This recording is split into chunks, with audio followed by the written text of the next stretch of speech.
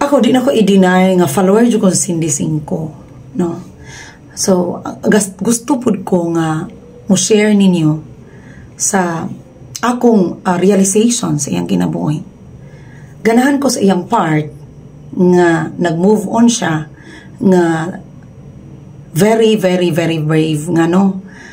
Wala siya niya gipakita nga lonely siya. She is so tough, no. She fight it with strong personality gid kaayo si Cindy, no. So iya gyud nga gikuanan kung kinsa gid siya.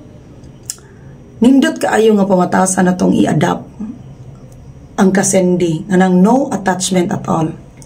Kanang no attachment nga this world is temporary. Kani atong kinabuhi nga naa nato tanan temporary, lumalabay ra gyud. No matter how you love the person, mubiya gina siya nimo. No matter pa og unsa nimo ka love ang person og kini siya makabsan sa kinabuhi, kutob ra gikasilap, ungaw-ungaw dito siyang grave. Pero mukuyog ka dito sa iyang grave, di gina mahitabo bisag unsa pa nimo ka love, no. Muginiti man mugni na sa akong una-una nga bisag unsa pa nimo ka love ang usa ka butang, ang usa ka tawo, inigpag-abot nga mawala na siya diri sa kalibutan, igo ra gid kang dangoy-ngoy, magmaoy, no, magdabog sa iyang lubnganan, but never gid ka magpa-appeal po dito og pasiminto. Yes or no?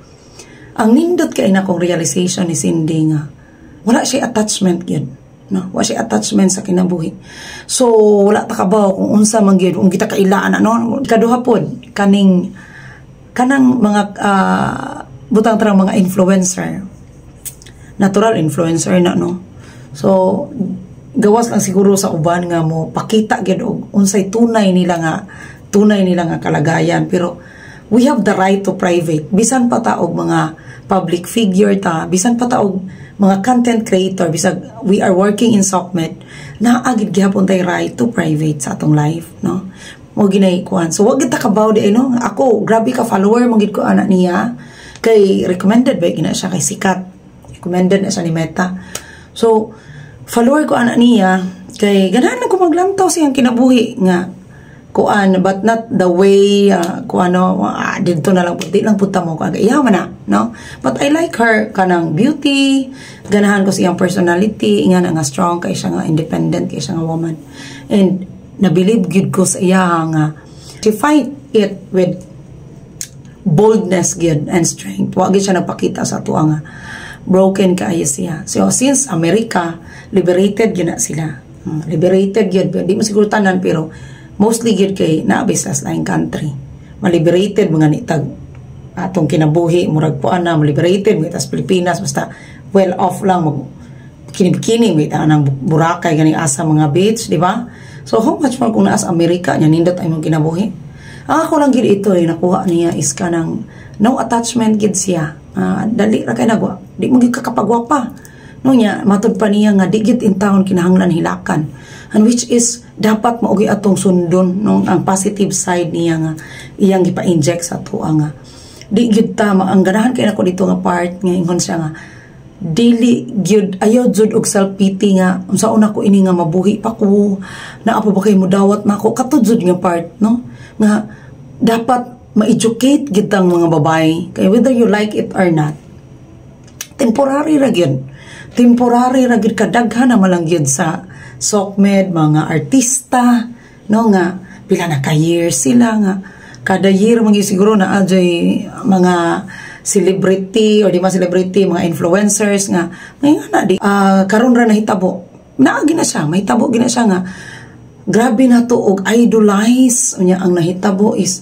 gatuota nga mauna ni, pero mo shaken ta kay apil po ta kay siyempre influencer god, celebrity. So di ko anta nila nga maayo gid sila, nindot lang kinabuhi, pero lahi ang kuan ang pagpukaw sa Ginoo. So lahi ang pagpukaw sa Ginoo. So gatuo ta og iyahay kaayo ang kinabuhi nila, perfect na kailang kinabuhi.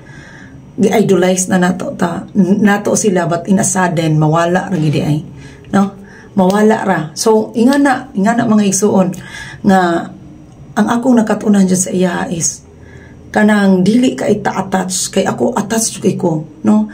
Ako ganahan kay ikong largag Amerika, kay dako kay mig chance nga makaadto og Amerika because we are teachers. So dako kay mig chance nga maadto dito, but because attached kaayo ko sa akong mga anak, di ko pareha sa akong ate, no? Akong ate niya na grabe, believe kay ko sa akong ate, nagaingon ko how to be you yun.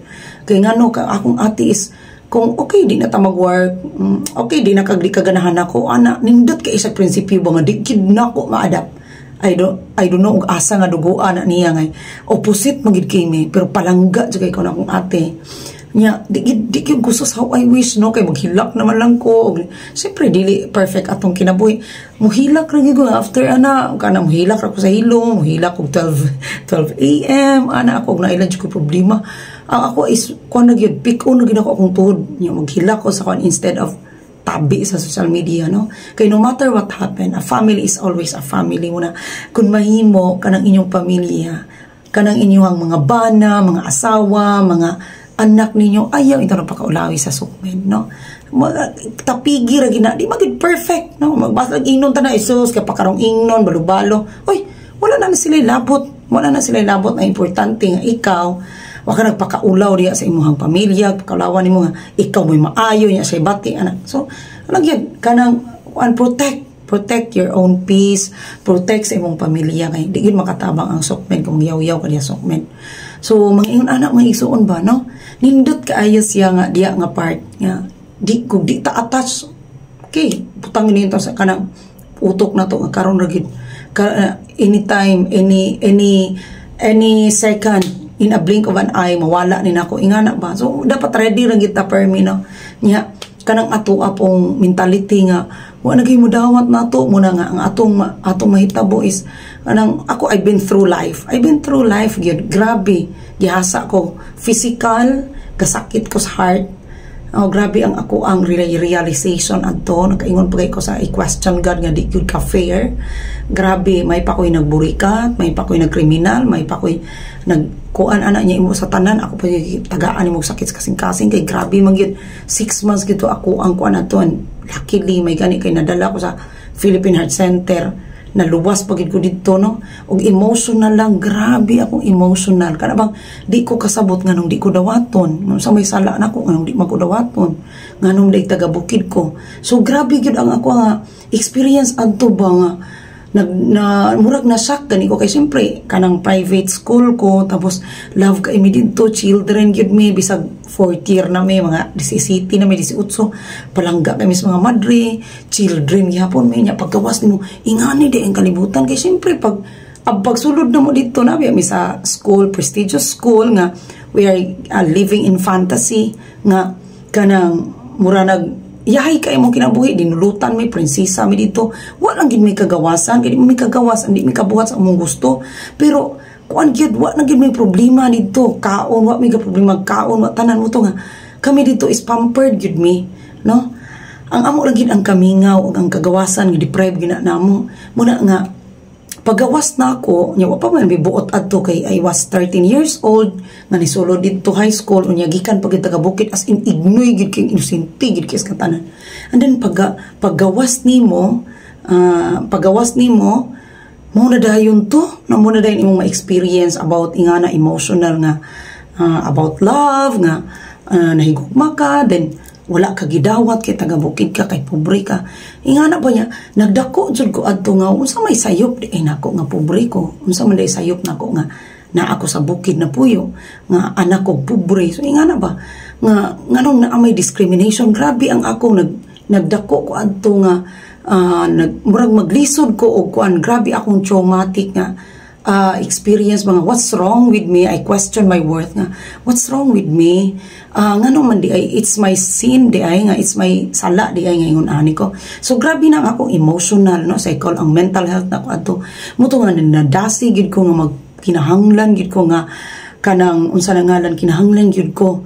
So gibutang gid na sa akong utok, so mental health na sa atong gibatol ini nga kinahanglan makahuman gyud ko eskwela para dili ko i-discriminate, para dili ko daog-daogon kay pobreme. Mo gito kinahanglan dawaton ko na agi sa kong utok. So nag first year ko nga nagsigi kog tubo sa kong nga kinahanglan dawaton ko sa public, kinahanglan kanang higugmaon ko nila, kinahanglan kay wala ko'y sala murag ingana ba daghan kay kong ginahuna.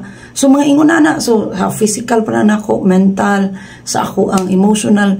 I've been through life, no? I've been through life, manggod mo na nga. Dili ra kanay ako na naagian, no? I was betrayed many times, no? Grabe.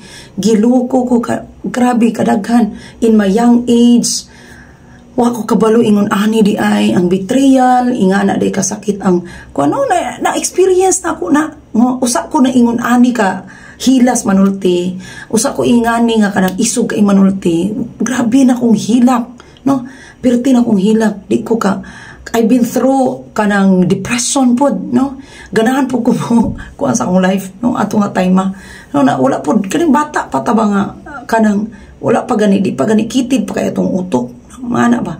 I've been through life gyud. Daghan kay kong experience sa kinabuhi.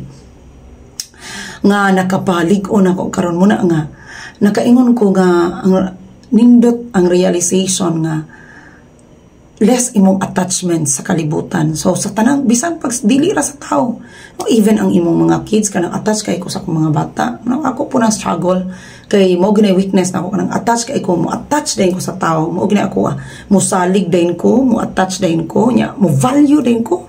Nya lahi ra ko mo value kay ana to the death gina ako kanang inahanglan kuan kita, friend kita. No matter what, friend kita.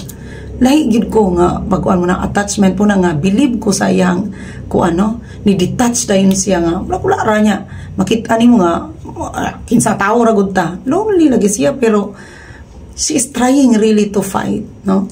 Muna ato ang kanang agbase nga kanang di gid ta magluoy-luoy nga kinsay this is the end of the world nga makikaway na ta pakaulawan na to ana pakaulawan na to ang kuan ato lang yun, let's move on lang yun tinuod, no? Nya, except gracefully, siguro, di magin sa yun. Mayroon siguro ka nga, imuhala na istorya kay, kuan, pero I've been through life yun. Pero never magid ko, kay, mo yun sa kung nauna ato nga, di mo, magid ko right. Bisan pag, magpakaulaw ko, kay gibitray ko, wala magid ko right. Kay, you know na, may nga mo na nga, ingon ko sa kong kaugalingon, nindot yun, di kaya ta-attach sa kalibutan. No? Sa mga butang, sa mga tao, o bisan unsa, kinahanglan willing ta to let go of everything. Char! Teacher Rocky here. Please support my second page while my Rockista J TV is undercovering. Thank you! Ikaw, laban, na din ha. Gwapa ka, gwapo. Love ka, you are valued. Laban, na din ha. Hindi magpaluya-luya. May reklamo, magpahimi-himi.